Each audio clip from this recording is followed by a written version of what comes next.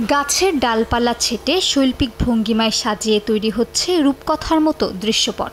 বেলজিয়ামের সলিটেয়ার ফার্মের কোনো গাছ এক দশক, আবার কোনো গাছ দাঁড়িয়ে আছে কয়েক প্রজন্ম ধরে। সলিটেয়ার ফার্ম মূলত এমন একটি খামার যেখানে প্রধান ফোকাস থাকে এক একটি গাছকে স্বতন্ত্রভাবে চাষ, পরিচর্যা এবং সাজিয়ে রাখা। প্রতিটি গাছকে যথাযথ জায়গা দেওয়া হয় যেন তার আকৃতি, বৃদ্ধি এবং সৌন্দর্য সর্বোচ্চভাবে ফুটে ওঠে। 150 হেক্টরের এই খামারে আছে প্রায় 500 প্রজাতির বৃক্ষ। এর মধ্যে পাইন, গিঙ্গো বিলোবা থেকে শুরু করে ম্যাগনোলিয়ার মতো গাছও আছে। গেল 10 বছরে শত শত গাছকে ছাঁটা হয়েছে অভিনব আকারে, যেন জীবন্ত ভাস্কর্য। গ্রাহকের ধরন ভিন্ন ভিন্ন।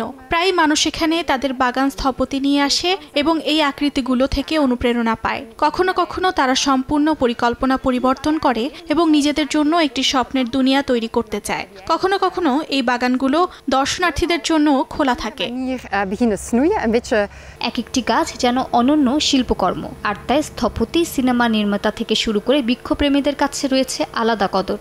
কোনো গাছের বাজার মূল্য ছাড়িয়েছে 10,000 ইউরোর বেশি।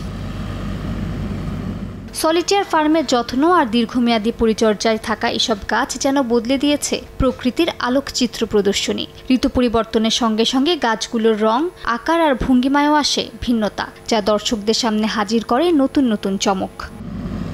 মালিহা সুহরওয়ার্দী, সময় সংবাদ।